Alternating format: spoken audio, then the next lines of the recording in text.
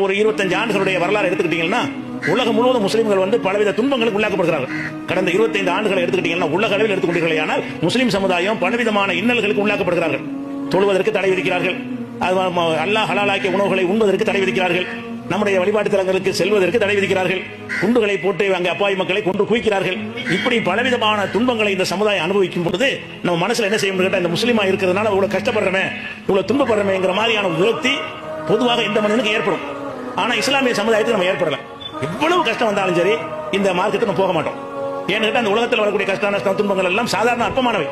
மரணத்திற்கு பிறகு ஒரு வாழ்க்கை இருக்கிறது, அங்கே நம்ம வந்து நல்ல சொர்க்கத்துக்கு செல்ல வேண்டும் என்கிற நோக்கத்தில் இருக்கிற காரணத்தினால் இந்த உலகத்தில் இவ்வளவு துன்பங்கள் நமக்கு நடக்கிறத மற்ற சமுதாயத்தை விட நம்ம அதிகம் அடக்குமுறைக்கும் ஒடுக்குமுறைக்கும் உள்ளாக்கப்படுகிறோமே. முஸ்லீமா இருக்கிறதுனால தானே இப்படி ஆக்கப்படுறோம் யாரும் நினைச்சோமா?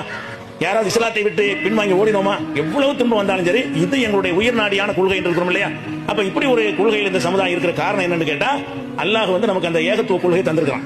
படைத்தவன் இறைவன், இந்த உலகம் ஒரு நாள் அழிக்கப்படும், அழிக்கப்பட்ட பிறகு அல்லாஹ் விசாரித்து சொர்க்க நரகத்தை பரிசாக அளிப்பான், அதுல நம்ம வெற்றி பெறணும். இந்த நோக்கத்திற்காக நம்ம முஸ்லிம்களாக வாழ்கிற காரணத்தினால் எந்த துன்பங்கள்ல கலங்காத ஒரு பெரிய பாக்கியம் தானங்க. நமக்கு இழைக்கப்படுவது போன்ற துன்பங்கள் வேற யாருக்காவது இழைக்கப்பட்டிருக்குமே ஆனால் அவங்க கூனி குறுகி நடுநடுங்கி என்ன செஞ்சுவாங்க, பெரிய பின்னடைவை சந்தித்திருப்பார்கள். நமக்கு ஒண்ணுமே எவ்வளவு கஷ்டம் வந்தாலும் என்ன செய்யணும்னு கேட்டா அந்த துன்பங்கள்லாம் ஓரமா வைத்து விட்டு எப்போதும் கூட நம்ம செயல்படக்கூடிய நிலைமை இருக்கு. இது யார் தந்தது? இது உங்களுக்கு மாத்திரம் எப்படி கிடைத்தது? இந்த பாலத்தின் மக்களுடைய அந்த துன்பத்தை நீங்க பாத்தீங்கன்னு சொன்னா அவர்கள் இன்றைக்கு பெருநாள் கொண்டாடி கொண்டிருக்கிறார்கள். அவர்கள் பெருநாள் கொண்டாடக்கூடிய அளவில் அவங்க நிலைமை இருக்குதா? பெருநாளிலே குண்டு வீசப்படுகிறது, நூற்றுக்கணக்கான பேர் செத்துக் கொண்டிருக்கிறார்கள், ரமணான்ல சாகிறார்கள், நோன்பு வைக்க முடியவில்லை, நோன்பு துறக்க முடியவில்லை, ஆனால் நோன்பு வைக்கிறார்கள், பச்சை தண்ணீரை குடித்து நோன்பு வைக்கிறார்கள், இஸ்லாத்தை பேணுகிறார்கள்.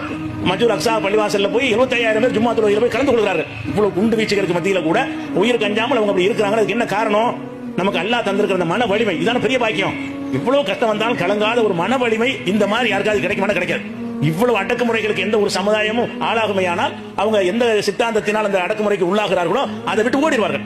அந்த மதத்தை விட்டு, அந்த மார்க்கத்தை விட்டு, அந்த சித்தாந்தத்தை விட்டு வெளியேறி நமக்கு இது சரிப்பட்டு வராது, நாம இதுல இருப்பதனால தான் சிரமப்படுகிறோம் என்று ஓடி இருப்பார்கள்.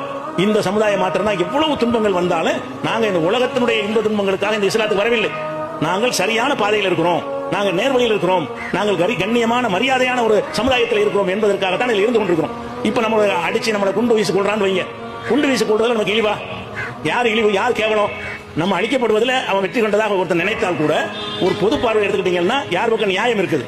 நடுநிலை மக்கள் சிந்திப்பார்கள், இவர்கள் அப்பாவிகள் இருக்கிறார்கள், இவங்க அநியாயக்காரர்கள் இருக்கிறார்கள் அப்படிங்கிற மாதிரியான ஒரு நிலைப்பாட்டில் வந்து மக்கள் மத்தியில் நம்முடைய பக்கம் நியாயம் இருக்கிறது தான் கருதுவார்கள்.